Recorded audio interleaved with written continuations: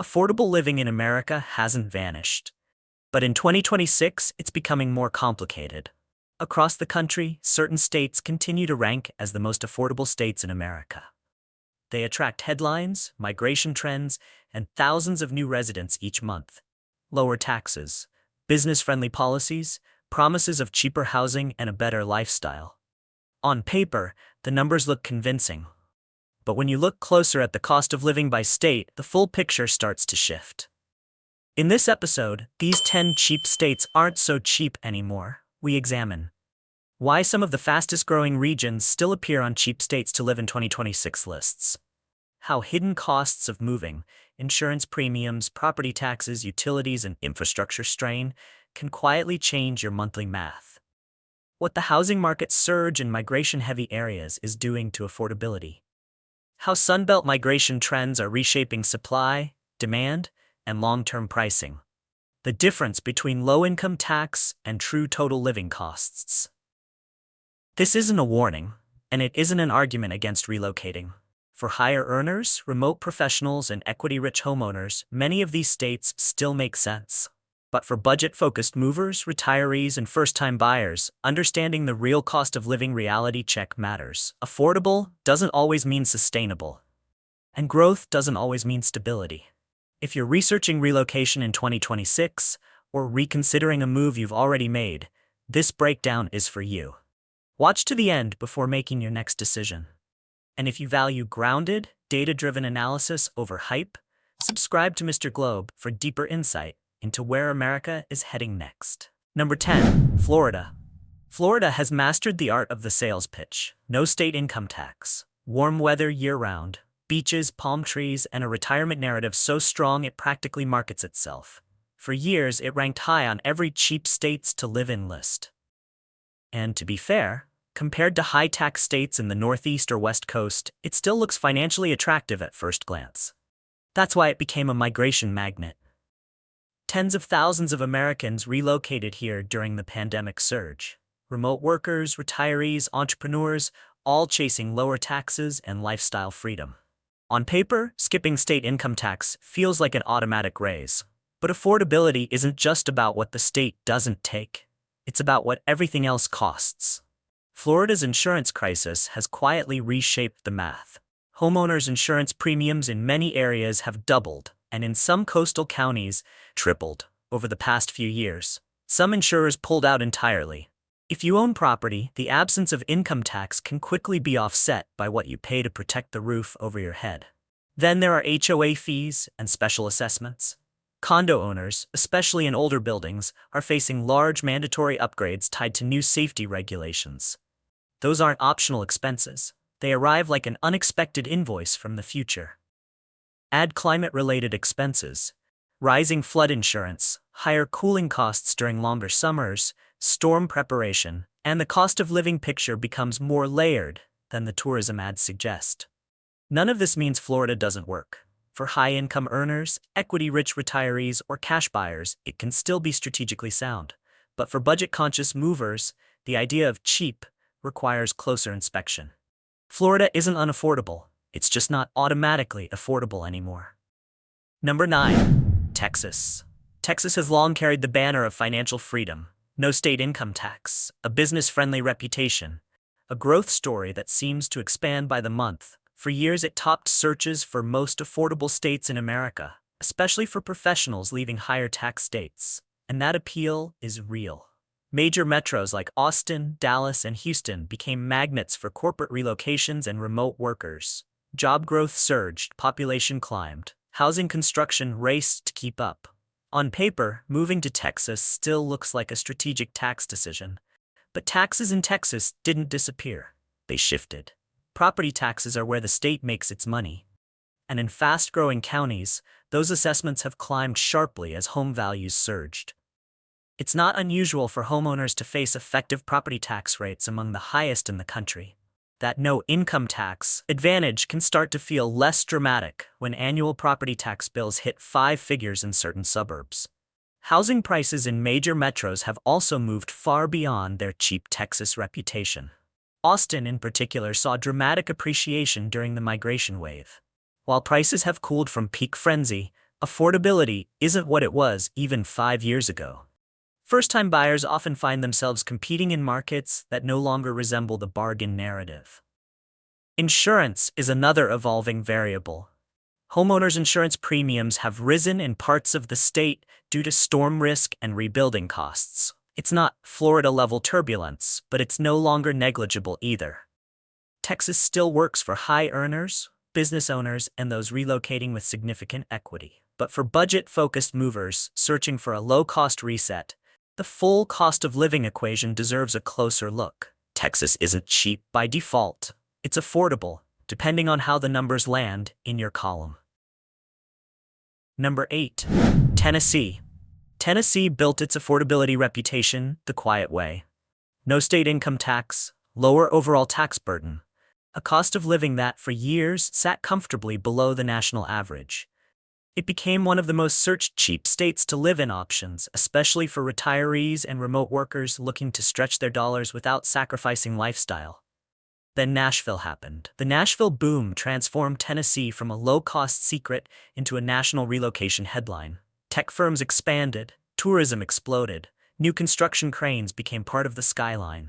Home values climbed rapidly, in some areas doubling within a few short years. What once felt comfortably attainable began to feel competitive. Rapid home appreciation is great if you bought early. Less great if you're arriving late. Tennessee still has no state income tax, and that remains a genuine advantage. But the state leans heavily on sales tax to generate revenue. Combined state and local sales tax rates can exceed 9% in many areas. Everyday purchases, groceries, clothing, appliances, quietly accumulate into a meaningful annual expense. When comparing cost of living by state, that detail often hides beneath the headline of no income tax. Infrastructure strain is another evolving factor. Population growth has outpaced road expansion, public services, and housing supply in certain regions. Commute times are longer. Development is constant. Growth feels exciting, but it also introduces friction. None of this means Tennessee has lost its appeal. Smaller towns and rural areas still offer relative affordability compared to major coastal markets. For remote workers with strong salaries or homeowners relocating with equity, the math can still work well. But the era of Tennessee as universally cheap is fading. It's no longer the quiet bargain. It's a fast-growing state where affordability depends on timing and zip code. Number 7. North Carolina. North Carolina has long worn the label balanced and affordable. Moderate taxes, a growing job market, beaches on one side, mountains on the other. It became a relocation sweet spot for people searching for lower living costs without sacrificing economic opportunity. Compared to the Northeast or West Coast, the math initially feels reasonable. That reputation fueled steady migration, especially into the Research Triangle and Charlotte Metro. Tech expansion, finance growth, and university-driven innovation pushed employment numbers higher. For years, North Carolina ranked favorably in cost of living comparisons, reinforcing its image as one of the more affordable states in America. But growth changes arithmetic. Home values in Raleigh and Charlotte have climbed significantly over the past several years. While still below the most expensive coastal markets, the pace of appreciation narrowed the gap quickly. For first-time buyers, what once felt comfortably within reach now requires a sharper pencil and perhaps a stronger income. Property tax reassessments are another quiet shift. As home values increase, so do assessed values in many counties. Even if tax rates remain stable, the bill can rise simply because the market did. That's a detail relocation headlines rarely highlight. Insurance costs are also edging upward, particularly in coastal and storm-prone regions. It's not dramatic enough to dominate national news cycles, but it adds another line item to the monthly budget. Add infrastructure pressure. Longer commutes, road congestion, expanding suburbs, and the affordability narrative becomes more layered. None of this makes North Carolina unaffordable. In many smaller cities and rural areas, housing remains comparatively reasonable. For dual-income households or remote workers earning national-level salaries, it can still work well. But the phrase balanced and affordable now requires context. North Carolina isn't the bargain it once was.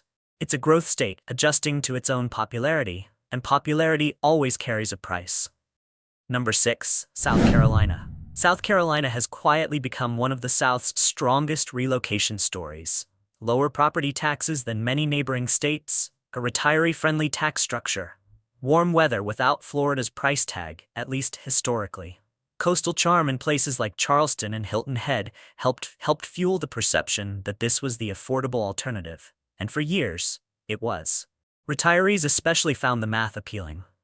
Social Security benefits are not taxed at the state level, and other retirement income can receive favorable treatment. Compared to high-tax northern states, South Carolina looked like a financial exhale. But coastal growth changes the equation. Home values in desirable coastal counties have risen sharply over the past several years. Migration from higher-cost states, combined with limited waterfront inventory, has pushed prices upward. What once felt like a bargain beach market now competes at a much higher tier. The housing market surge hasn't erased affordability statewide, but it has compressed it along the coast. Insurance volatility is another evolving factor. Being coastal comes with risk exposure, and insurance premiums reflect that reality. Storm risk, rebuilding costs, and national insurance trends have increased homeowner premiums in certain areas. It's not always headline-level dramatic, but it's enough to reshape annual budgets. Then there's service strain. Rapid population growth in retirement-heavy regions can outpace healthcare infrastructure, road capacity, and local services. Growth feels exciting until you're waiting longer for appointments or navigating heavier traffic than expected. South Carolina still offers affordability in inland towns and smaller communities. For retirees with stable income and manageable housing expectations, it can remain financially strategic. But the days of cheap coastal living require a footnote. South Carolina isn't losing appeal.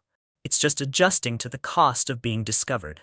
Number 5. Idaho. Idaho was once the quiet value play of the Mountain West. Wide open space, outdoor lifestyle, lower population density, a cost of living that, for years, felt comfortably below national averages.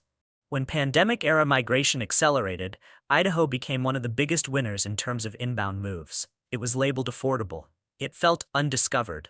Boise, in particular, transformed from a modestly priced metro into one of the fastest appreciating housing markets in the country. During the peak migration wave, home prices in parts of the state doubled within a relatively short period. That kind of growth builds equity quickly for longtime residents, but it also rewrites the entry price for newcomers. Housing prices climbed faster than local wages. That's the friction point. Idaho's job market remains smaller and more regionally concentrated than larger states like Texas or Florida. While growth industries exist, wage levels in many sectors have not kept pace with the rapid rise in housing costs. For remote workers earning salaries from higher-cost states, Idaho can still make sense. For residents relying on local pay scales, affordability has narrowed.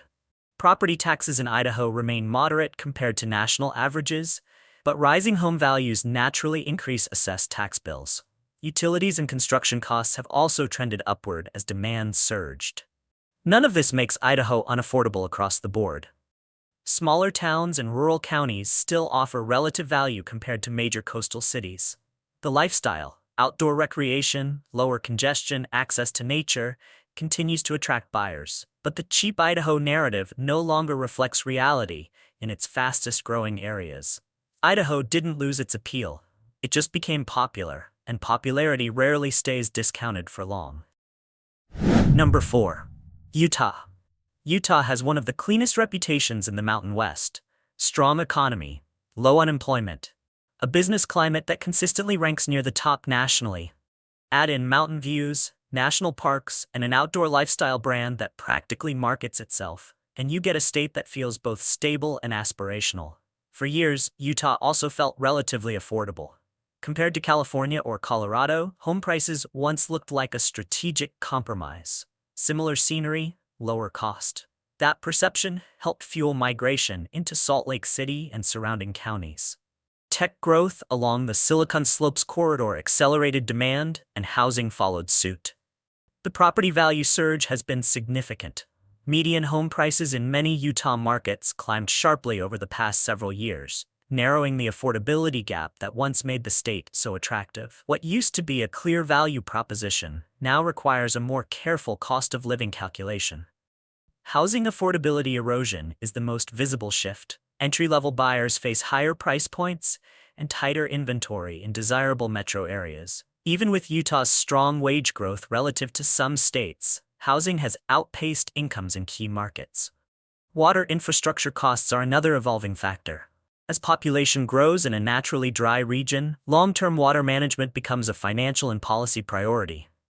Infrastructure investment, utility costs, and development limitations are part of the broader affordability conversation, even if they don't show up immediately in monthly budgets. Utah remains economically strong. For dual-income households, tech professionals, and those relocating with equity, the state can still offer a high quality of life with relative stability. But Utah is no longer the quiet bargain of the Rockies. It's a growth state with premium pricing, and that premium is tied to both opportunity and demand. Number 3. Arizona. Arizona has long been marketed as the desert's financial oasis. Retiree-friendly communities, relatively moderate taxes, and a cost of living that historically undercut California made it a consistent relocation favorite. For decades, it ranked high among affordable states for retirees and remote workers seeking sunshine without coastal price tags. Then desert growth accelerated. Phoenix became one of the fastest-growing metro areas in the country. Population surged. New subdivisions stretched outward. Home values climbed rapidly during the housing market boom, narrowing what was once a clear affordability advantage. While still cheaper than many West Coast cities, Arizona no longer fits the automatic bargain category. Housing appreciation has been substantial in key markets. Median prices in Metro Phoenix rose sharply over the past several years, fueled by inbound migration and investor activity. For longtime homeowners, that surge built equity. For new buyers, it raised the entry threshold. Water supply concerns are part of the broader conversation. In a desert state reliant on complex water management systems, long-term planning requires infrastructure investment and regulatory oversight. While this doesn't show up as a single monthly bill, it influences development patterns, utility structures, and long-term sustainability costs. Insurance is another evolving factor. As rebuilding costs rise nationwide, homeowners' insurance premiums have trended upward in many Arizona markets. It's not as volatile as coastal hurricane states, but it's no longer negligible. Then there's electricity. Extreme summer heat means heavy air conditioning use for months at a time. Utility bills during peak heat can feel less like a convenience expense and more like a survival subscription. Arizona still works well for retirees with stable income and homeowners arriving with equity. But the idea of low-cost desert living now requires more nuance. Arizona isn't overpriced. It's simply no longer discounted sunshine. Number 2. Nevada. Nevada has long benefited from one powerful phrase: no state income tax. That alone places it on countless relocation shortlists. For professionals leaving high-tax states, the arithmetic feels straightforward. Keep more of what you earn. Pair that with relatively moderate housing costs, at least historically, and Nevada became one of the more attractive options in the West. Las Vegas, in particular, absorbed much of the migration wave. Remote workers and retirees looked at Nevada and saw a financial reset button. Compared to California's tax structure and housing prices, the contrast felt dramatic. But growth changes price tags. Rising Las Vegas housing costs have narrowed the gap that once defined Nevada's affordability advantage. Median home values climbed significantly during the migration surge. While still lower than some coastal markets, entry prices are no longer what they were even 5 years ago. Competition and investor activity reshaped the landscape quickly. Insurance costs have also trended upward. As national rebuilding costs increase and risk models evolve, homeowners' premiums reflect that reality. It's not hurricane-level volatility, but it's a noticeable shift from the quiet stability many expected. Outside the major metro areas, another dynamic appears: service gaps. Rural and smaller communities may offer lower housing prices, but access to healthcare, specialized services, and employment diversity can be limited. Affordability sometimes comes with trade-offs in convenience and infrastructure. Nevada still makes sense for certain profiles. High-income earners, business owners, and those relocating with significant equity can leverage the tax structure effectively. The state remains economically active and tourism-driven. But the idea that Nevada is automatically cheap because of no income tax oversimplifies the equation. Taxes are only one column in the spreadsheet, and in Nevada, the other columns have grown. Number 1. Georgia. Georgia has long carried the reputation of being the Southeast's balanced play. A lower cost profile than many northeastern states. A growing job market anchored by Atlanta's economic engine. Diverse industries, from film production to logistics to tech, fueling steady expansion. For years, it ranked comfortably in conversations about affordable states with opportunity. Atlanta, in particular, became the magnet. Corporate relocations, airport connectivity, and a strong small business ecosystem kept growth humming. Compared to New York, California, or even parts of Florida, Georgia's housing once looked refreshingly attainable. But growth has layers. Home values across metro Atlanta and surrounding counties climbed significantly during the migration surge. As prices rose, property tax reassessments followed. Even if tax rates didn't spike dramatically, higher home valuations naturally increase annual tax bills. For longtime homeowners, that equity gain feels rewarding. For newcomers, the entry cost is no longer as light as the reputation suggests. Insurance hikes are another evolving line item. Like much of the country, Georgia has experienced rising homeowners insurance premiums due to broader national risk recalculations and rebuilding costs. It's not a crisis-level surge, but it adds friction to the affordability narrative. Then there's suburban sprawl. As buyers search for lower-priced housing outside Atlanta's core, commuting distances stretch. Longer drives mean higher fuel costs, vehicle wear, and time. The quiet expenses that don't appear in relocation brochures. Infrastructure strain in fast-growing counties compounds that reality. Georgia still works well for dual-income households and professionals tied to Atlanta's job market. It offers economic diversity and relative value compared to the highest-cost states. But the phrase "cheap Georgia" now requires context. Georgia hasn't lost its appeal. It has matured into a growth state where affordability depends on location, timing, and income strength. Thank you for watching this full breakdown of these 10 cheap states aren't so cheap anymore. If this analysis helped clarify your relocation math, subscribe to Mr. Globe for grounded, data-driven insight into where America is heading next. Leave a comment with your state and whether the numbers still work for you.